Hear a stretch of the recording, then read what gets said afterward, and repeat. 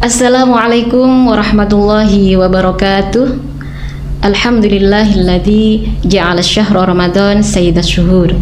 Assalatu wassalamu ala asyrafil anbiya'i wal mursalin sayyidina Muhammadin wa ala alihi washabbihi ajmain, amma ba'du.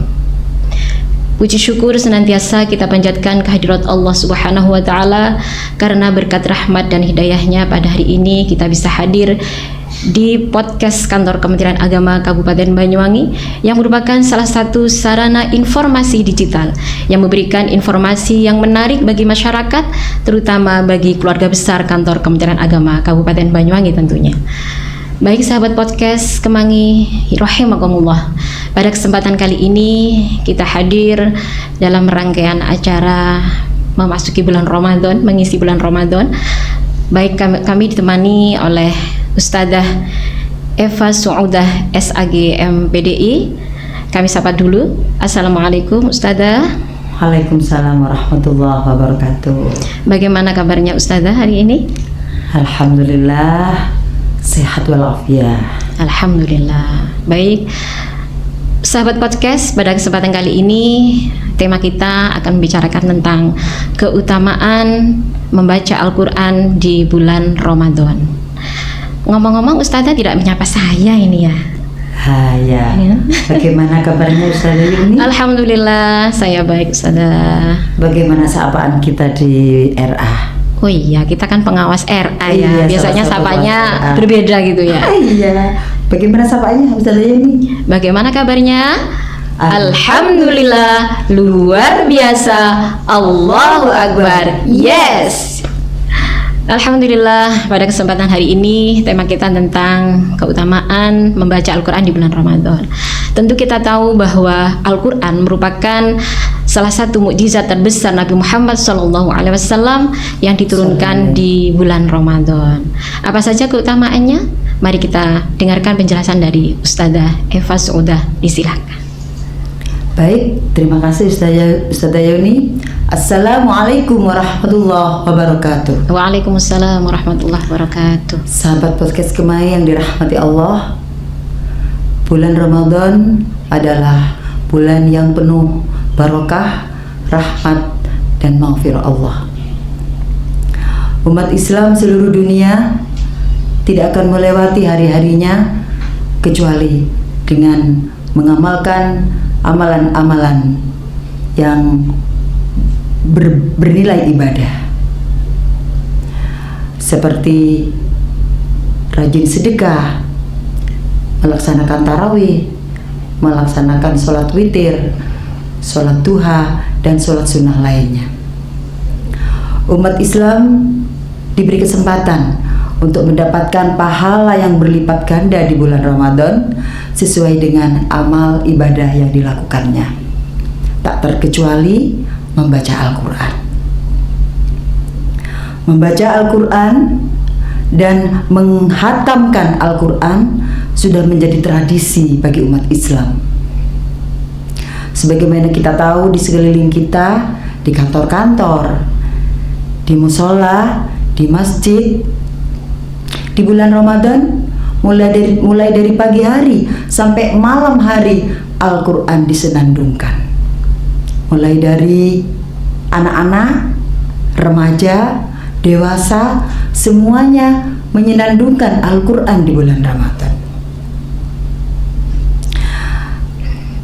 Membaca Al-Quran dengan menghatamkan, dengan mentarjet hafalan, itu sudah menjadi tradisi juga.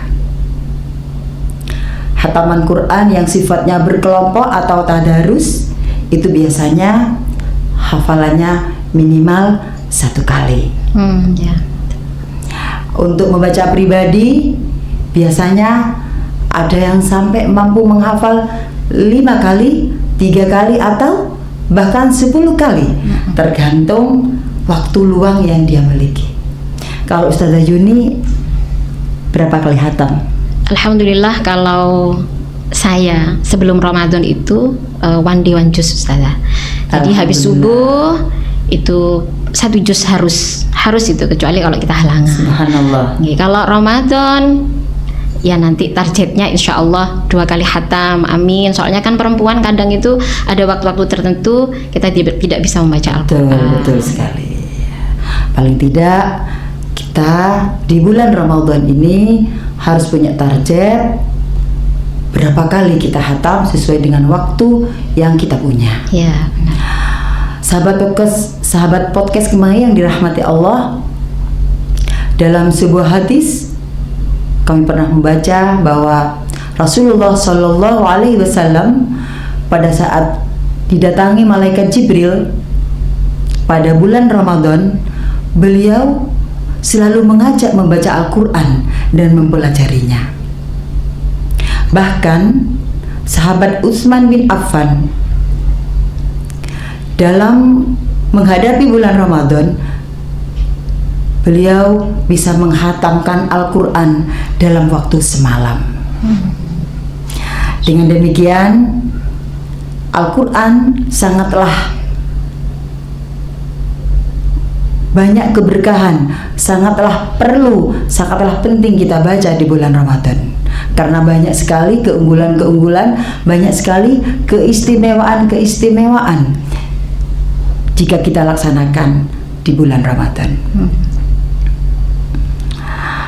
Oleh karena itu, karena judul kami adalah keutamaan membaca Al-Quran di bulan Ramadan, maka akan kita jelaskan satu persatu apa saja keutamaan membaca Al-Quran di bulan Ramadan. Masya Allah, ternyata Allah memberikan banyak pahala di dalam membaca Al-Quran. Betul sekali. Kira-kira apa saja keutamaan membaca Al-Quran, terutama di bulan-bulan Ramadan ini, Ustazah? Baik, yang pertama keutamaannya adalah memperoleh ketenangan hati. Firman Allah dalam Al-Quran yang terdapat dalam surah Al-Isra ayat 82 yang berbunyi, Bismillahirrahmanirrahim. Allah. Wa nunazzilu minal Qur'ani ma huwa shifaa'un wa rahmatul lil mu'minin. Allah. Artinya, dan kami turunkan Al-Quran sebagai obat dan rahmat bagi orang-orang mukmin. Dalam surah yang lain, firman Allah surah Ar-Ra'd ayat 28 disebutkan, Bismillahirrahmanirrahim, ala bidzikrillah tatma'innul qulub, yang artinya hanya dengan mengingat Allah maka hati kita menjadi tenang, hati kita menjadi tentram. Dari kedua ayat yang sudah saya sebutkan tadi bisa dipertegas bahwa Al-Quran bisa menjadi obat, Al-Quran menjadikan rahmat, Al-Quran menjadikan ketenangan hati. Dalam sebuah tafsir Adwa Al-Bayan dijelaskan bahwa Al-Quran berarti menjadi penyembuh penyakit hati, penyakit jiwa, bahkan penyakit jasmani.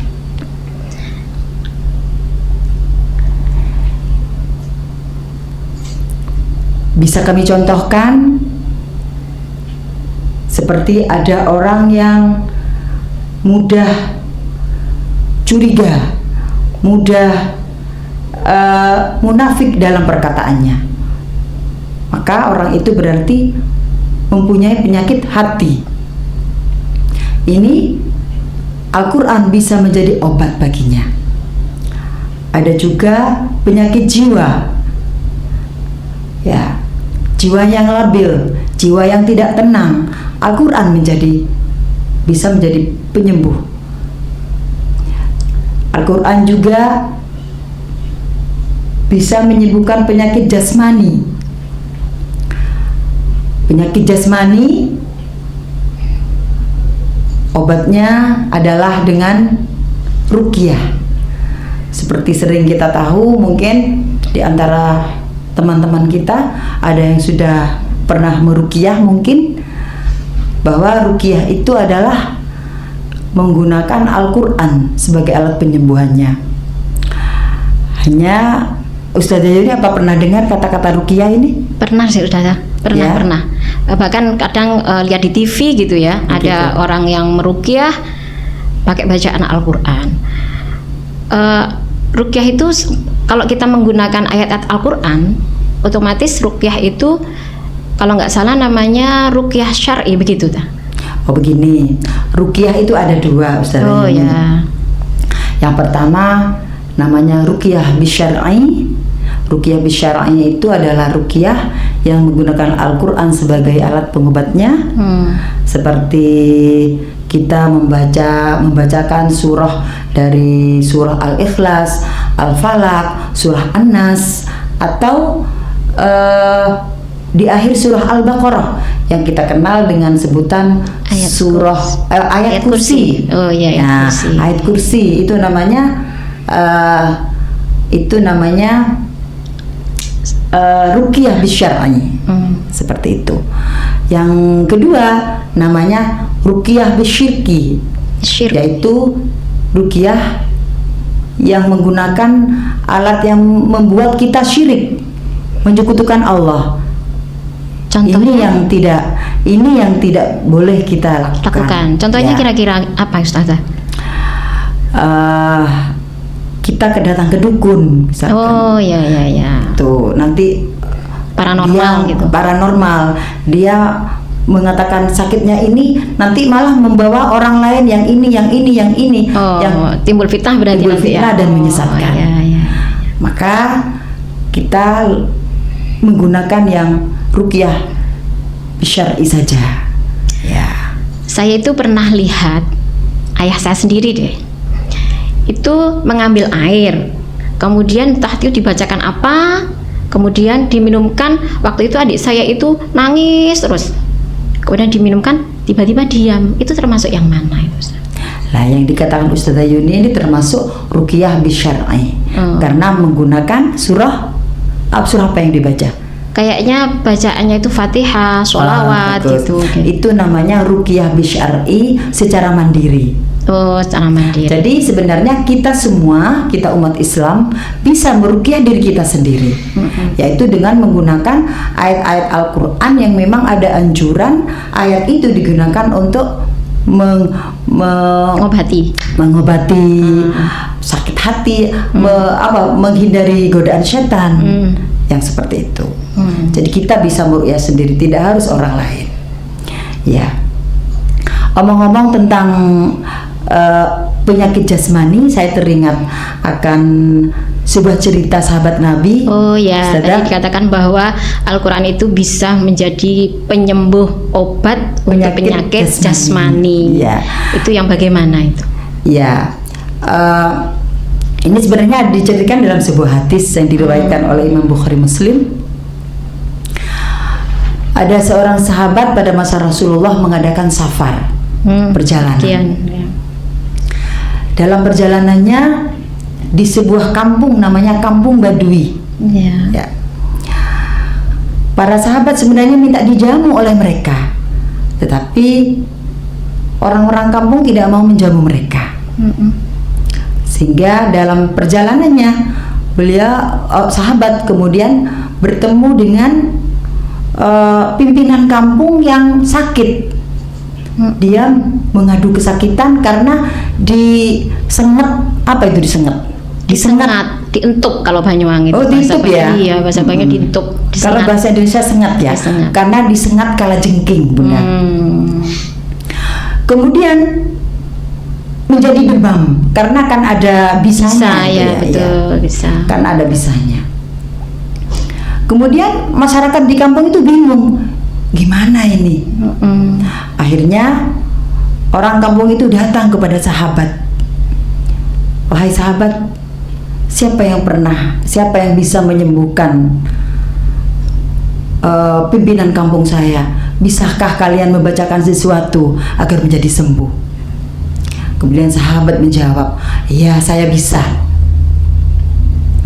Kemudian sahabat membacakan surah Al-Fatihah kepada pimpinan kampung itu dengan niat ikhlas karena Allah, minta pertolongan Allah.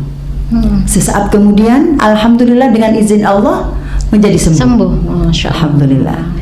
Ini satu bukti bahwa Al-Quran bisa menjadi obat bagi penyakit jasmani.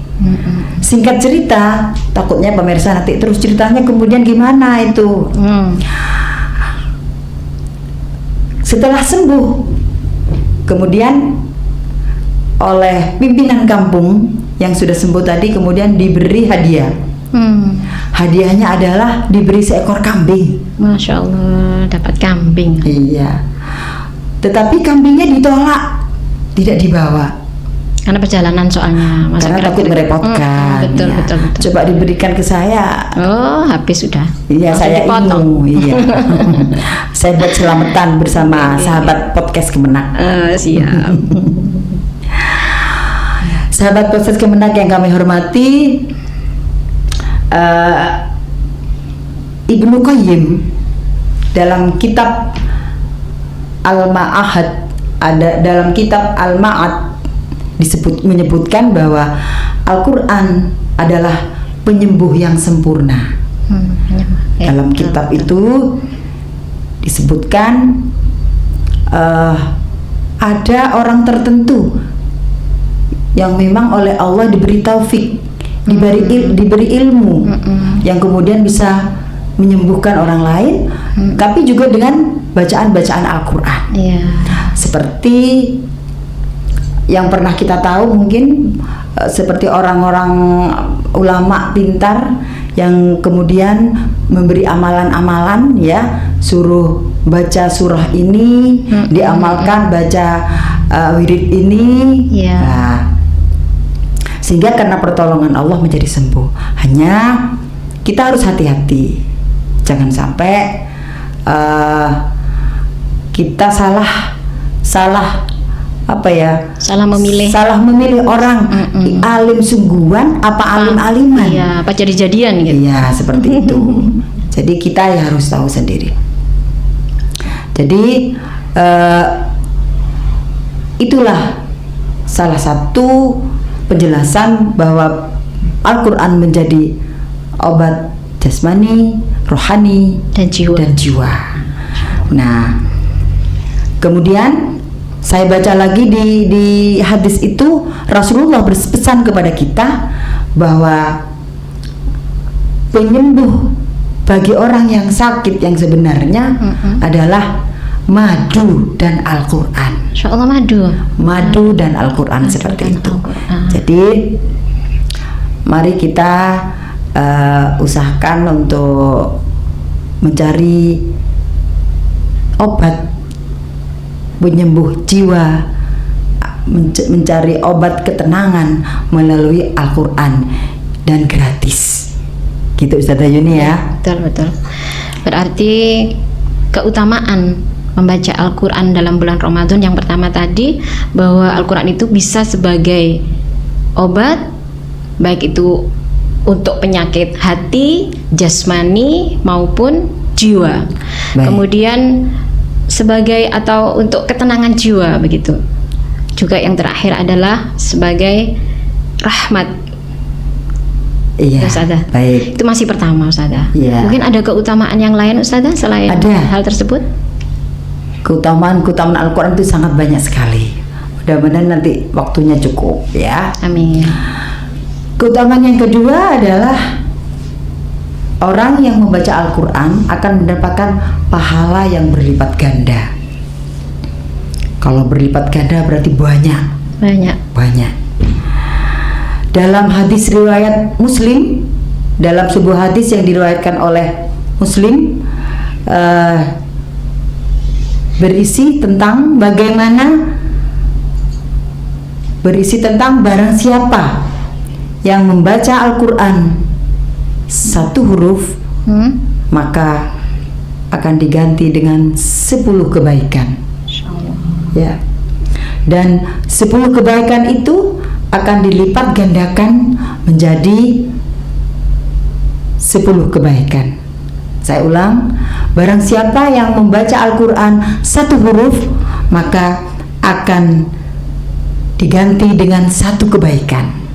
Dan 1 kebaikan itu akan dilipat gandakan menjadi 10 kebaikan.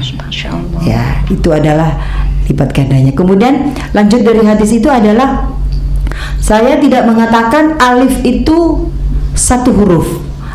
Maksud saya tidak mengatakan alif lam mim itu 1 huruf, tetapi alif 1 huruf, lam 1 huruf, mim 1 huruf. Ya. Bisa dikalikan ya? Bisa dikalikan. Ya. Bagaimana kalau kita baca bismillah? Berapa huruf yang ada di bismillah? Tinggal mengalikan. 10. Ya, apalagi Al-Fatihah. Ya. Berapa kali Allah memberikan pahala kepada kita? Apalagi 30 juz, Ustaz. Iya. Tapi kalau menurut saya, kenapa kita capek-capek menghitung huruf?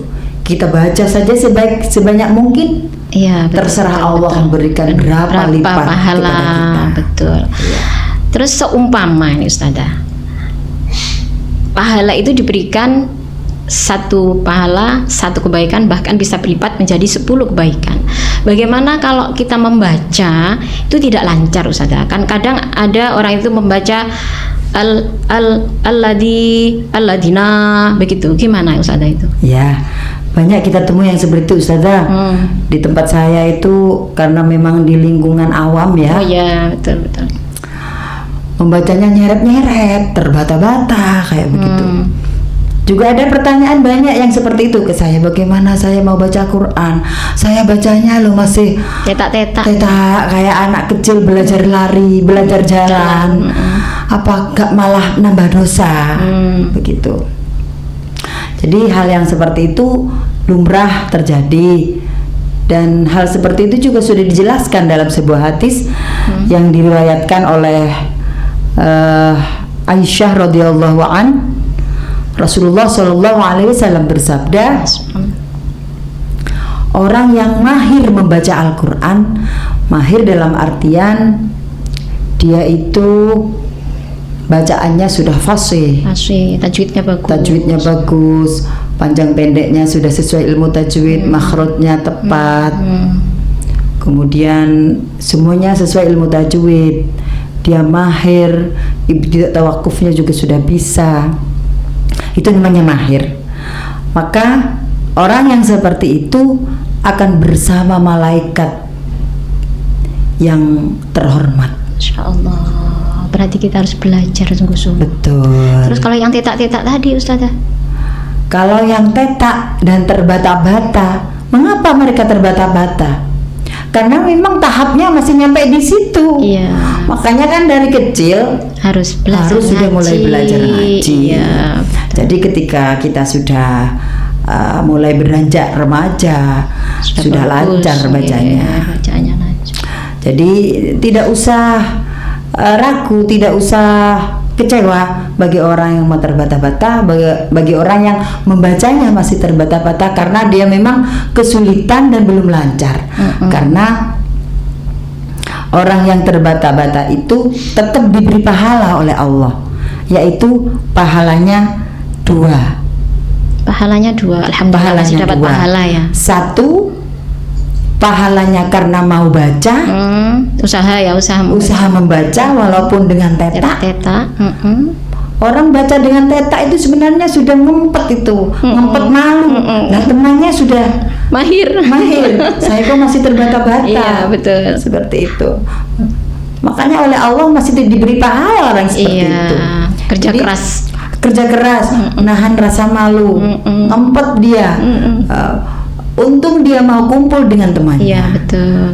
Makanya kita harus waspada kepada anak didik kita, siapapun keluarga kita yang ada di lingkungan kita. Anak kecil sekarang itu nggak ada yang bacanya tetak-tetak. Iya, bagus. Apalagi sekarang sudah ada TPQ dengan berbagai macam metode pembelajaran Al-Quran. Iya. Kecuali memang orang tuanya yang tidak mau peduli dengan hal itu, maka ketika dia sudah beranjak dewasa, ya seperti ini tadi, ngempet akhirnya. Untung masih dapat pahala. Untung dapat pahala, masih dapat satu pahala karena sudah berani membaca. Yang satunya pahalanya karena dia terbata-bata tadi. Jadi terbata-batanya itu mendapat pahala. Ya, dari huruf yang dibaca. Ya, keterbataannya itu dari huruf yang dibaca itu diberi pahala oleh Allah. Iya, karena apa ya? Ada tekad, ada usaha, betul, ada usaha belajar. Kalau mungkin kalau dari sahabat podcast Kemangi, saya yakin bacanya sudah bagus. Apalagi kayak Ustazah tadi, bacaannya Masya Allah sangat merdu sekali. Waduh, udahlah biasa-biasa saja ya. Jadi mari kita introspeksi diri, mawas diri untuk belajar. Tidak ada kata terlambat kalau kita mau belajar. Saya itu di rumah, murid ngaji saya itu mulai dari yang tua-tua, mulai dari yang anak-anak, semua saya ladeni. Alhamdulillah. Karena memang ingin barokah Al-Quran. Masih ada waktu nggak Ustazah? Ya, kita yang harus bisa memanage waktu sebaik-baiknya. Seperti itu. Biar manfaat. Alhamdulillah. Kalau tidak salah kan jenengan memang qori'ah terbaik Kabupaten Banyuwangi, terbaik di kantor Kementerian Agama Banyuwangi ini. Paling tidak ya harus bisa memunculkan bibit-bibit yang bagus untuk fasih membaca Al-Quran. Katanya siapa? Kata saya. Ya, sahabat podcast Kemangi yang kami hormati, itu adalah penjelasan keutamaan membaca Al-Quran pada bab Allah melipat gandakan pahala bagi orang yang membaca Al-Quran, baik yang sudah mahir ataupun yang masih belajar. Baik. Kira-kira masih ada Ustazah ini ya? Kayaknya waktunya kita ini sudah hampir habis ini. Kita masih membahas 2 keutamaan membaca Al-Quran di bulan Ramadan. Ditambahi mungkin satu kali. Masih ada. Keutamaan yang ketiga adalah orang yang membaca Al-Quran di bulan Ramadan akan mendapatkan syafaat di hari kiamat. Saya bacakan sebuah hadis yang menjelaskan tentang syafaat Al-Quran bagi orang-orang yang membaca. Syafaat Al-Quran yang diberikan Allah kepada orang yang membaca Al-Quran. An Abi Umamah radhiyallahu an sami'tu Rasulullah sallallahu alaihi wasallam iqra'ul Qur'an fa innahu ya'ti yaumal qiyamah syafi'an li ashabihi. Yang artinya